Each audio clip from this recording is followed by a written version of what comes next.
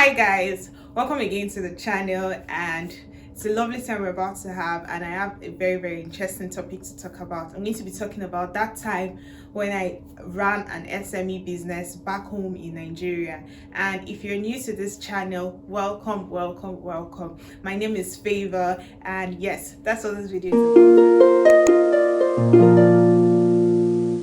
I've got my iPad here where I've listed out some questions to direct me, so I'm not just talking all over the place. And I want to take out time to especially appreciate everyone who always takes out time to watch my videos. I understand that sometimes the video does not even relate directly to you, but you still take out time to watch. So thank you so much for always watching my video. If you're a returning subscriber as well, thank you so much as well. I also want to thank you if you haven't subscribed, and I believe you would subscribe after watching this video, or you would subscribe right away. So yes, hit that subscribe button, turn on the notification bell so you're notified every time a new video drops, and please like this video. Also leave me a comment. I love to interact with comments. Yes, so let's get right. The question I have here is when I started. So I started out the business in COVID year, and COVID year was in 2020 when the pandemic hit its eye. I remember how I started. I literally just walked into my mom's bedroom back then in Ilorin. Ilorin is a small town in Nigeria, for those who do not know. We had been at home for about 2 months due to the lockdown, COVID lockdown,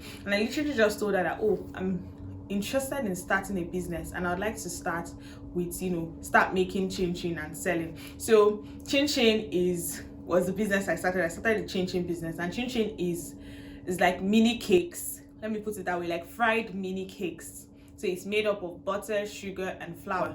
Basically, those are the basic ingredients. Sometimes people add all sorts, people add nutmeg and other things to spice it up, but those are the basic ingredients. So it's just like, think of it as really tiny mini cakes. I'm going to include lots of pictures from my own business. Question says, how did you start and did you have any early fail? Okay, yes, I started out by selling in pieces. I grew up learning to make chin chin, so I can't categorically say this was when I learned to make it or this was how I learned to make it. For Christmas, chin chin was like a staple food, if I'm allowed to say that, for in most homes in Nigeria. So that was the idea behind my business, so to have homemade chin chin sold. So I made the first batch and it was 100 pieces.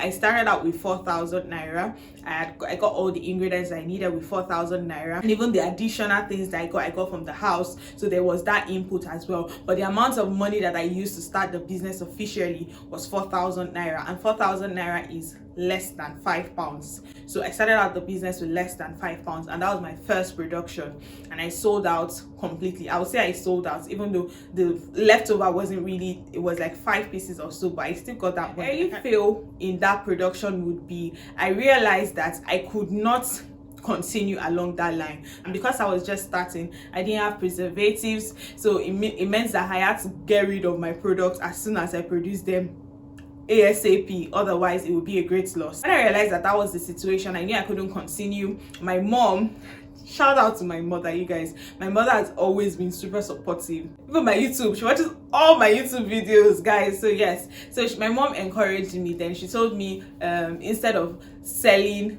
without orders, why not take down people's orders, wait till I have orders, and when I get orders I should proceed to make more produce. So I started out producing, making production without a ready-made market, and then when my mom gave me the advice, I decided to wait till I get orders before setting out to produce. I hope that makes sense. New approach. Did you try any new approach? Yes, I did try the new approach. The new approach that I said was to get my order ready before production. So if I didn't have an order, I wasn't going to produce. That was the new approach that I used, and I got friends and family to support. I have a strong support system from my family, not even from family, I would say from friends, because I also support lots of businesses. When I find out that my friends are into businesses, I always reach out to support them. Not even just friends, sometimes colleagues or my mates. If they're doing the business, I try my best to support them. Affordable businesses, if it's something I can afford, if you tell me, if you start sewing for instance and I can afford it, I would patronize you. So I try to patronize people's businesses, and so I guess with that as well, a lot of people were also interested in patronizing my business when I started. So I got friends to patronize, I got people who I usually patronize their business, they also were interested in patronizing my business. So I just posted it on my WhatsApp status. I created a flyer, I'll show it, I'll include it I created a flyer on Canva and then I advertised. So I got lots of friends and families who supported. So I got that initial support, yes. And that was how I now built the market, and that's how I started making profits. So now going further and then saying, oh, this is what I'm doing. If you're interested in purchasing, just let me know, I'll take down your orders. And you guys, I wasn't producing in pieces again, I was selling per gram or per kilo. So I would have like 500 gram, 1 kilogram, 1.5 kilogram, whatever size you want to buy. I was ready to make it. If you need 20 pieces, you still have to buy in kilogram. You will tell me, okay, this is the kilo that I want, and then I will divide it into your desired pieces. But I was no longer selling in pieces, I was selling per gram. And I think that was a fantastic idea. I started selling out in transparent nylon bags, as you'd see in the pictures, and then I'll put it in envelopes, and then I'll include like a cute note from, you know, the manufacturer, which was me at the time, which still is me. You get the point. And then I realized, oh, this was not sufficient enough to represent the brand. First thing I needed to do was to get a name. And in order to get a name, my parents already had an enterprise that they had registered many years ago. So I just used that name, and then I coined out the name Denique Crunches. That was what I used. I can't remember the history of the name. Don't even ask me about that. So I got the name. So after getting the name, the next thing was to, you know, to brand the items and the produce itself.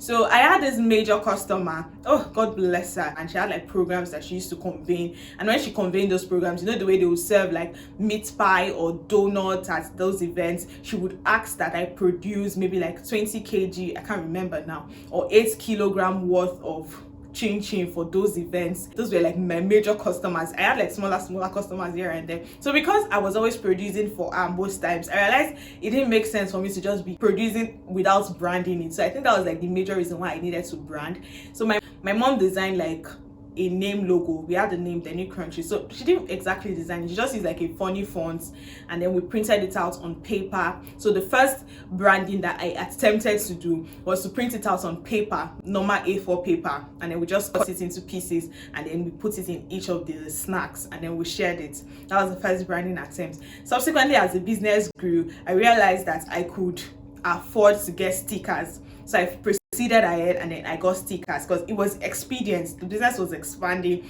and it was only necessary that I proceeded to brand further. So I also had to open an social media accounts for, I'll include the social media accounts page name here. I was handling the accounts by myself. I was always doing the designs by myself, but as the business grew, I realized that I needed to get a graphics designer. And you know, the graphics designer, the first thing they said was, do you have a logo? I said I do not have a logo. So I think I eventually needed to get a logo at the time. So that was much later on. I also remember one important thing. When I was trying to get the sticker, the designer had asked me, it just picked random chin pictures from the internet, and I told him no, like this is my brand, it stands out literally, because I take my pictures by myself. If you're going to use any picture of anything, it has to be my own picture. So and that's something I could attest to, and I'm proud about it. All the pictures that I use for my business were my own pictures. I took them by myself. I took those pictures by myself, and I always ensured that those who worked with me, or those who intended to, you know, advertise my goods, I ensured that they use the pictures that I took. Thankfully, glory to God, I always had like lots of ideas. I had giveaway ideas. I also had like different flavor ideas, but the flavor that still stood out and sold the most was like the original recipe. So I also had to have a recipe for sake of consistency. That's another thing. I did have a recipe book, because if you're making 500 gram or you're making 10 kilo worth of chin, it has to taste the exact same way. So I had a recipe book, and I included all my recipe there. It was this exact quantity that will be replicated for the same 10 kilogram worth of chin, so that the taste is consistent. So that's another thing that I did. One notable event that happened that I also want to share about is the NSAS story. So the NSAS was, for those who are not Nigerians, the NSAS was a protest by majorly youths against police brutality and against corruption in the country. Why is the NSAS important? So during the NSAS protest, I posted on my Twitter that if you're interested in feeding supporters, let me know. And I didn't even do it to make profits, because to truth be told, I didn't even make profits from it, but it was just something that I wanted to participate in the protest. But my parents, for right reasons according to them, they didn't want me to get involved. You know, the way parents are afraid, they don't want their children to go out because of violence. They know the environment. People responded, and I was able to stay up late all night, because as at that time I didn't have assistants. I was always working by myself, and if you know how to make chin chin, you know it's really strenuous and it takes a lot of energy and a lot of work. So I was up till maybe 3 a.m. I taking the chin chin snacks to go and distribute for protesters the following day. So I think there's one thing that I feel like will always go down record. Every NSAS memorial, I always remember how I stayed up late or that night by myself in the kitchen, my parents' kitchen, because I was in Ilorin, their house, making that snacks just to go and distribute to protesters the following day. I took it to the protest grounds and they shared it for, the protesters. So why did I share this aspect of my business? This aspect of my business was really important because it gave me further visibility. And then came Christmas. So these are like the major breakthroughs that my business had before the business now boomed. So then came Christmas. Like I said, chin chin was like a major staple for Christmas. You talk of Christmas, you're talking about jollof rice and chicken. You're also talking about chin chin. Everybody knows that about Christmas, especially if you're from a Nigerian home. So then came Christmas, and then I had the idea, by the grace of God, for Christmas buckets. Don't forget that I was already doing kilograms. I was now selling my chin chin per gram, per kilo, depending on that. Then I moved to Christmas buckets. So for Christmas buckets, I had like 1.5 liters worth of chin chin, 1 liter bucket worth of chin chin, and because it was Christmas, lots of people, you guys, I had lots of orders. Also family treats and hampers, because once it's Christmas time, people want to give out Christmas hamper gifts and all of that. So I also had like chin chin hamper worth of gifts. So there was 10,000 naira, 15,000 naira. So it would have a chin chin bucket, and then it would also have like other items. I also went ahead and went out to purchase those items that would be in the hamper treat. So this was another major breakthrough for my business, because I got lots of hamper requests, I got lots of Christmas bucket ideas. That was another major breakthrough for the business. What challenges did you face? The first challenge I faced was with dispatch riders. Hey, dispatch riders. So because the business started growing, initially when I started the business, after making the chin chin, I would go and deliver it by myself. Thankfully, I was driving at the time. So when I finished making, and because it takes time to make, I could start by 8 a.m. and finish by 6 p.m. So I would go and deliver it by myself, in an envelope with an handwritten note for me. And then the producer or manufacturer is before you, like, oh, thank you so much for ordering the Nick Crunches. We hope you enjoy it. We hope you like it. And then I'll give it out to them. I realized I could not continue that way. And when I first started out the business, I wasn't factoring a lot of things. So I wasn't factoring in the cost of delivery. I didn't realize that me actually going to deliver that good was also a cost that I needed to factor into the bill, into the cost of production. So it didn't make sense. In fact, it was when I started at my business I realized that it actually makes sense for people to charge for delivery separately, because delivery cost is different from production cost and it's different from the person's profit. So so I now started engaging the services of dispatch riders, or delivery guys as they are commonly known in this part of the country. I would send out something for delivery, they would not deliver it on time, or they'll get to the customer and be requesting for extra money from the customer.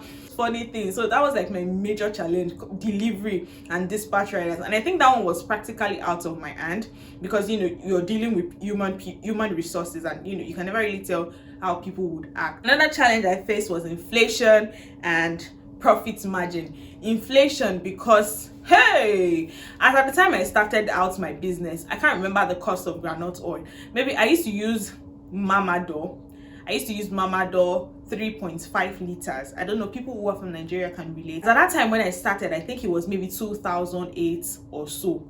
As at the time that before I stopped, because I eventually had to stop my business, I'll get to that part. At the time that I was at maybe like 1 year or less than a year down the line, the price of Mamador had literally doubled.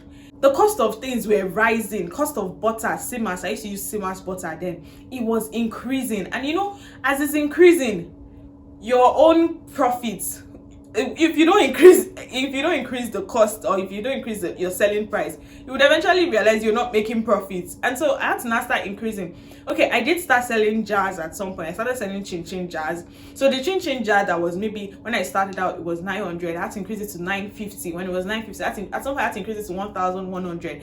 And I was still not making sufficient profits. Trust me, I was not making sufficient profits. So that profit margin, it really reduced. I started out with 4,000 naira, and I made no less than 4,000 naira. That's 100% profit. So when I'm saying the profit is huge, I'm not saying that, oh, you make like 1 million naira, but I'm saying in terms of percentage, you're making more than what you have put into the business. You're making, so you put 4,000 naira, you're gaining maybe like 8,000 naira. So that's like profit. You're getting your cost price of 4,000 naira, and you're also getting a profit of 4,000 naira. That was how my changing business was, literally, when I first started. But of course, as I was growing, there were lots of other costs that were drawing me, and then inflation. So the profit margin was really reducing, and then the way I was making profits initially, I wasn't making it as much. Relocating for NYSC, I didn't have my own place, and because changing involves a lot of stress, it involves using gas to cook, so I couldn't do that in another person's house. I didn't have my own place as well, so I had to pause the business, which I eventually now I started working, and I got discouraged. Yes, 9 to 5, I will say it out there, 9 to 5 is almost difficult to maintain a 9 to 5 and run a business. You almost eventually have to pick a side. It's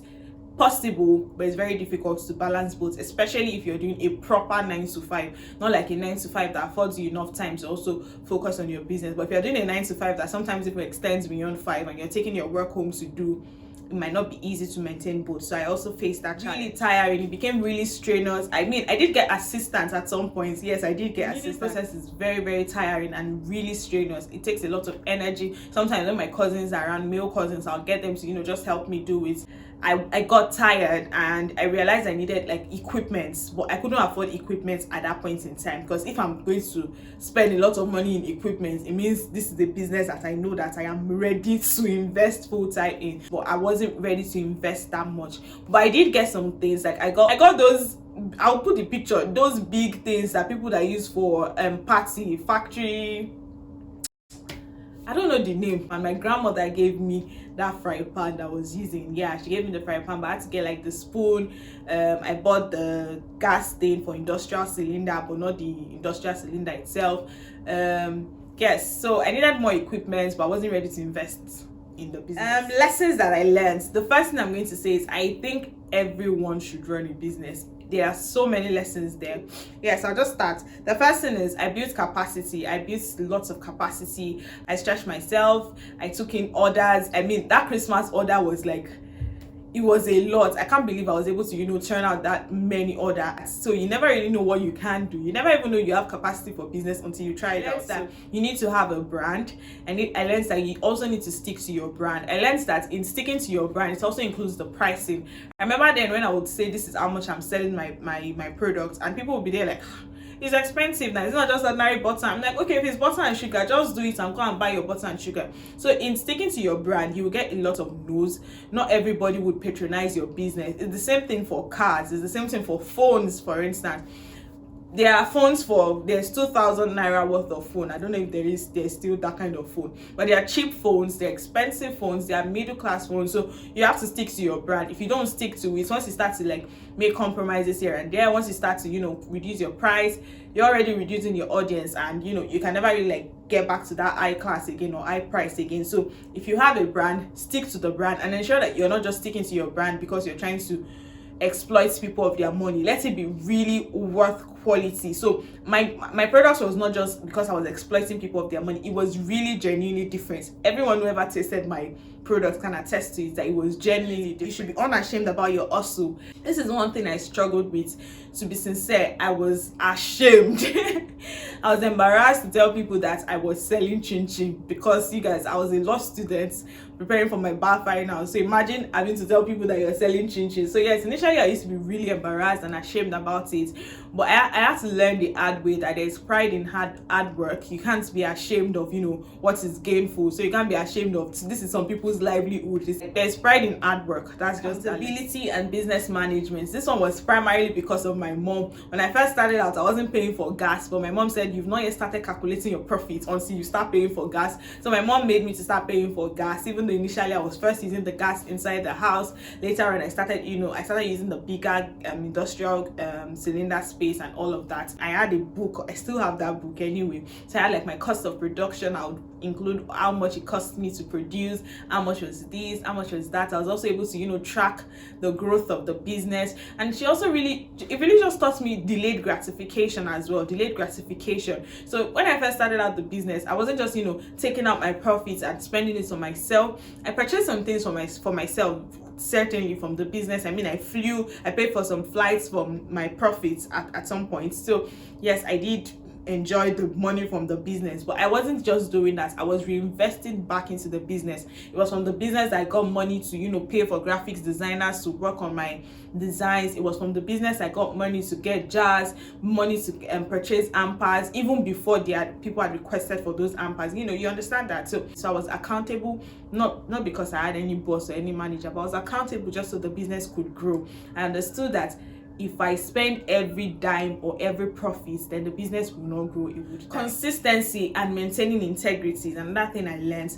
I learned this the hard way because the cost of production was increasing. So I was so tempted so many times to reduce quality and maintain price. But you can't cut corners and expect to stand out. But people who do service business or people who do food business, for instance, they'll be able to relate more with this. But maybe if you're just selling clothes, or if you're selling products that are already finished goods, if you're selling finished goods, you might not be able to relate to this. But if you're selling products that you're making from the scratch, it's very easy, trust me, to get tempted to reduce your quality so that you can maintain price and you will not chase customers away. And it's still the same customers that if you reduce quality for, they will leave you and go and meet somebody else that has better quality. So what you can do is maintain your quality and increase your price. People will leave you, but those who understand that there is value in what you're doing, they will stick to you. So that's another thing. Maintain your integrity and be consistent. I was so tempted that, okay, let me maybe reduce sugar or reduce butter or reduce this so that I can still maintain quantity but lower quality, and then maintain price so that I could make more profits. But it didn't make much sense. It's better to increase your price, even if it's by a little. So just spread it across the board, so the customer too is feeling it, so your profits too will reduce more. But don't reduce your quality. Never reduce your quality. It's a question of integrity. Do not reduce your quality. Always maintain. I also learned to be nicer to people. I learned to manage people, to be nicer to people, to be nicer to my customers. I had one customer, God rest her soul, now she's late. She would call me, she would talk to me, she would say, your business is too expensive, I will leave you, just be like, no, don't worry, be diplomatic. And eventually she would still buy. She was one of my biggest customers. She was always returning, even when much after I'd stopped. 2 months after, a month after, she would still call me, have you not started again? I'll be like, man, no, I've paused the business for now. So yes, before I eventually stopped, but now when I'm negotiating price with people who do business, I'm not there like, what is this thing that you are producing? Because I understand, I've been there before. So I also learned to be nicer to business people and to be nicer when it comes to negotiations. When somebody is telling you that I'm going to do this service for this amount, don't just be unreasonable and just slash it anyhow, especially when it's not finished goods. It's different if it's finished goods, that's another ball game. But if it's something that the person is putting in time, the person is putting in efforts to produce, please be nice with your negotiation, be nice with your bargain. And yes, those were the lessons that I learned. And yes, like I said, I think everybody should do business. Let me know what your thoughts are on my Nick Crunchy story or my Chin business stories. Let me know if this video you learned anything whatsoever. And yes, please like this video, leave a comment for me, let me know what you thought about my business story. And yes, I will see you in the next one. Like this video, subscribe to the channel if you haven't. Bye for now.